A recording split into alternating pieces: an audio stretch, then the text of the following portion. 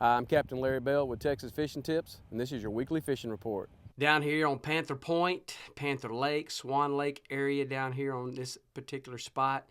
Man, lots of good bait that's down in here. Trout have been really good. We've caught a lot of undersized trout. Uh, but that said, when that amount of fish that we're catching down in this particular area, like I say, you're going to catch a lot of these smaller fish, that 12, 13, 14, 15-inch range. But, after about 8 or 10 or 12, you'll stick a decent fish that's in that 17 to 20-inch range. So it's worth the trip to come all the way down here. It's a long haul, especially if you're coming from the St. Charles area, Rockport area to get down here to Panther, or if you're coming from Port O'Connor or Seadrift area down to here. It's a long way to get here, but there are some fish that are down in this area. Get on the outside and fish the shell bars, shell reefs that are out here off this point, down here all the way to the point that you get into Panther Lake on the backside in here. All very weightable. Great location. Again, lots of bait that's working here. Lots of good trout in here. Scattered redfish that have been here. We've pulled out a couple of flounder as well from time to time. Main baits that we've been using and throwing in this particular area have been the down south twisted T. Again, the twisted T has been money for us for some time now in both the original and the burner shad size. The supermodel has had limited success, although it is still productive. It's just not as productive as what the original and the burners have been down in this area. Now, that said, the one thing that you must pay a close attention to is we're heading into our wild card days, our transition days, headed toward a full moon. So your opportunities can kind of be all over the place. So you may want to have all three sizes in your box for the upcoming week or so. So just be prepared for that, to have all different sizes in there. Again, 16th ounce jig heads is what we're throwing. Haven't thrown anything heavier than that because, again, we want that bait to glide down through the water columns to give it time to work through that water column. That's where we're having our most production is with that size jig head. Anything heavier than that's been diving a little too fast, and you're having to work the bait really fast. So it's not quite as effective, especially right now. Again, our water temps have gotten really warm. Last few days, we've had some decent water temps. It started out in the mid-80s and kind of hung out there. So we've had a little bit of cloud cover that's helped with that. But what we've been having consistently has been that upper 80s, low 90s, and that's made the fishing a little bit more difficult, make the fish a little bit more wary about wanting to eat. So that water's warmer, so you're fishing off deeper edges, like you get out here on Panther Reef.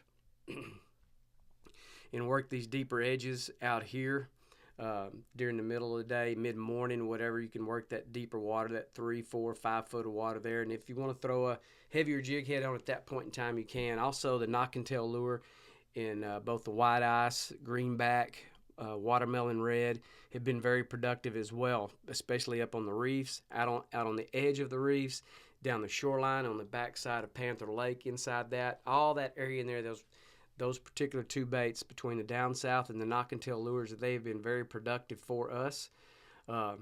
If you do not have either of those baits in your box, you may want to pick some up at your local tackle store. Most of your stores will carry them in both either Tackle Town in Rockport or Roy's over in Corpus Christi. Either one, those places will have those baits in their store. If you don't have one, or you can always go online and order them if you need them. But those baits have been very productive for us. We've been very productive with them. Locating fish down here, we get into Cedar Lake, get in the backside of it. We've had some water come back for us finally, and it's kind of held. So it's been nice to have a little bit more water in the column. So, get back in here in Cedar, get up into Twin, work the outside edges, work the shorelines, work those particular areas. Bait has been working all up and down. Has not been an issue at all for the last several weeks, is the amount of bait fish that's been working up and down these shorelines and in these areas. If anything, it's a lot of competition, so you really have to make sure that you're making your baits stand out a little bit more so than what the live bait is, to make sure that those fish are eating what you have to offer them. Again, majors and minors have been productive. That's when our bite frames have been mostly taking place, is in and around those time frames. The bite windows have been pretty short. So when you're in some of these areas and you've got the right structure and you've got bait that's working for you, you got some tidal movement, either wind driven or tidal driven, either one. It's been productive. So when you have those opportunities, make sure you're catching as long as you can catch, because that bite may or not last very long at all. But that's what we've been seeing. Short bite frames, 30, 40 minutes at most, and then it tapers off. Then you're back to grinding again. So again, the down south knock and tail lures both have been very productive for us. A few top water, not much. Has worked a little bit in some of these areas, but it's been a very early morning bait, so that's something you may consider. With the sunrise happening later and later each day now, as we continue to head toward our fall months that are coming up. We're still into August, so this is still one of the toughest months that it is for catching for artificial guys and gals. So make sure these areas that you work, that you do everything that you can to stack as much things in your favor, to find and catch these fish. We're finding redfish in these areas. We're finding some decent trout from time to time in these areas. Like I say, we're going to go through a whole bunch of small ones before you'll catch a quality one, and you'll pull out a decent flounder from time to time as well in some of these areas. So as we continue on for the upcoming week, continue to pay attention to your weather patterns. It doesn't look like there's a whole lot that's going to change, but hopefully we'll continue to have some more water that comes in here. Got the full moon that's coming, so I'm sure that's going to drop some water out of here for us as well. But until that takes place, you're in the wild card days, so make sure you maximize your fish catching days in and around your majors and minors, and locate your fish in and around your bait and just do the best that you possibly can during this time frame. Ooh, the Mott, man. Up here on the Mott, down here inside the Mott, up here on the point, all this area here has been really good. We've had bait, again, just working in here. You got hard-packed sand. You got shell up in these areas. You got some guts. If you fish this area here, that's one of the entrances into the back to fence, back in that area. The water's been super low for so long time. We haven't really been back in there.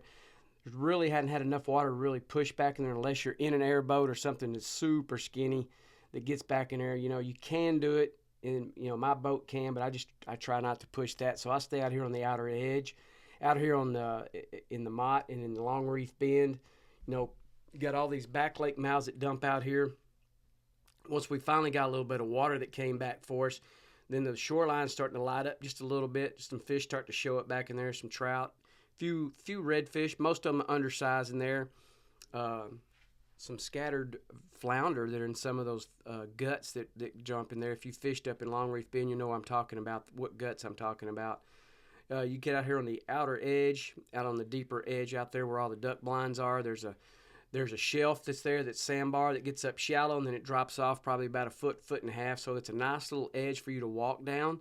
It's got a great amount of grass that's on it, tremendous amount of bait that's working up there, and we have found trout.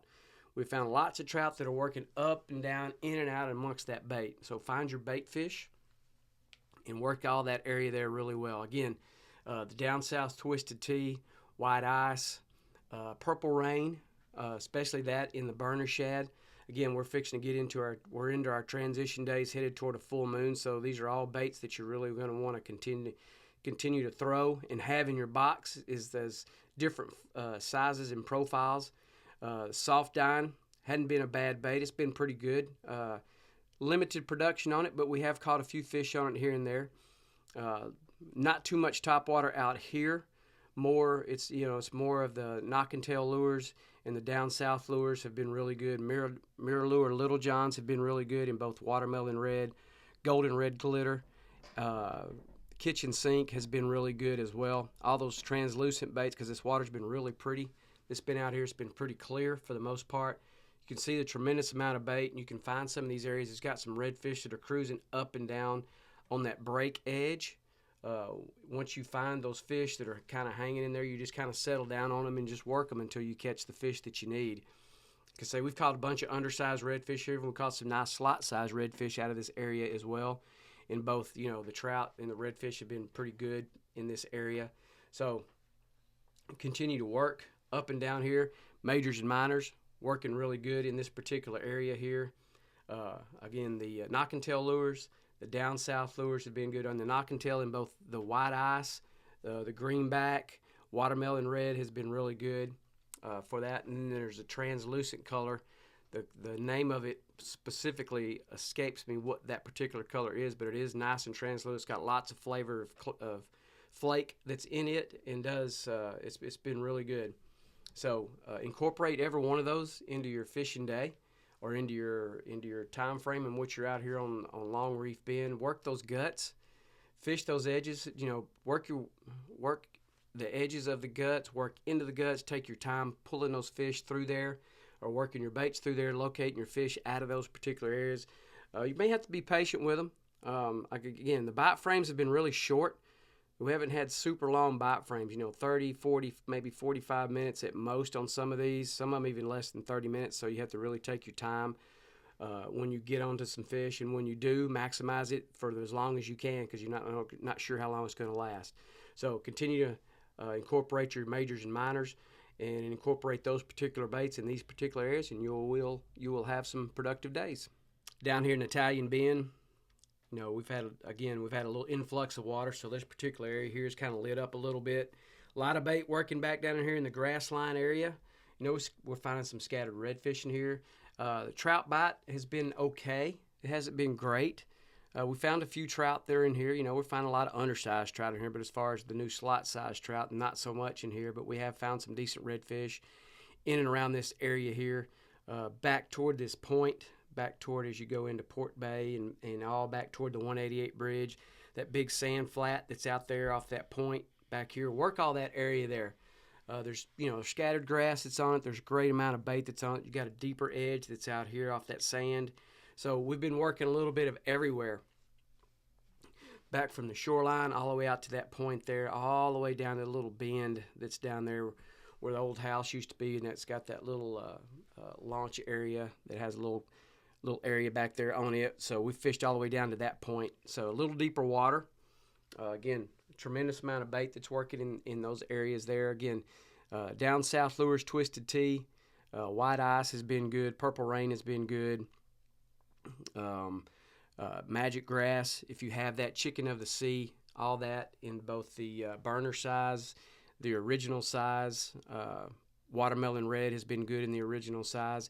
If you want to throw the supermodel, like the Twisted Tea, Magic Grass, and the Chicken of the Sea have all been good in that. It hadn't been great, but it's been good. Like I say, for the most part, for me, in the areas that we've been fishing, the supermodel have been average at best. Some days, it has its moments to where it's pretty good, but for the most part, it's been very average. But the best baits, size-wise and profile, has been the originals and the burners in the down south.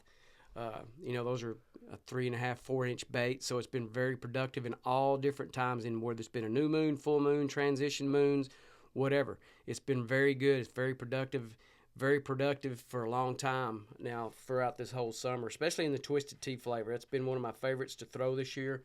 We've caught a lot of fish with it, a lot of good fish with it, and super durable bait, and very productive. Again, the 16th ounce jig head is what we're continuing to throw for 99% of the baits that we're chunking. Just still throwing it on there, allowing that bait to glide through that water column to really give it enough time for those fish to locate. And I think that's been the key.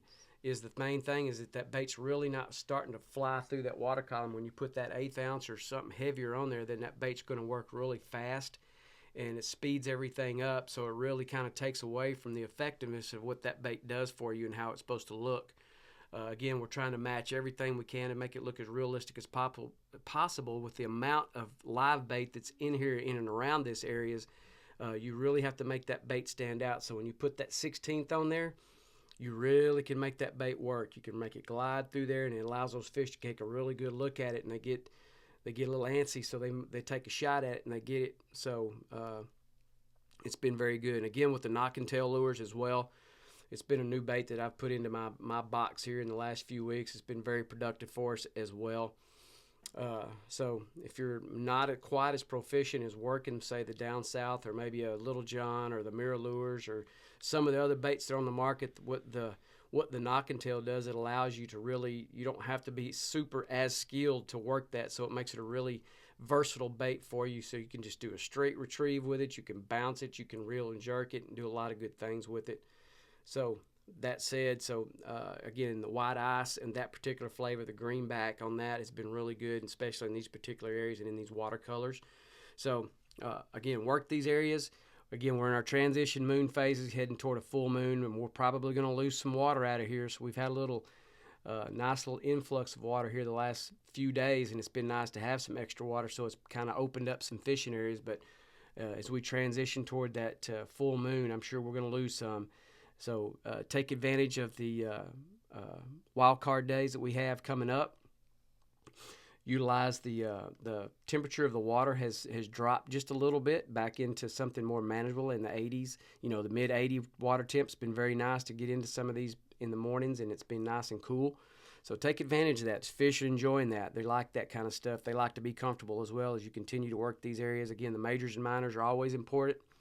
Incorporate those baits in there, and you'll locate and you'll find your fish. Thanks for watching. I'm Captain Larry Bell.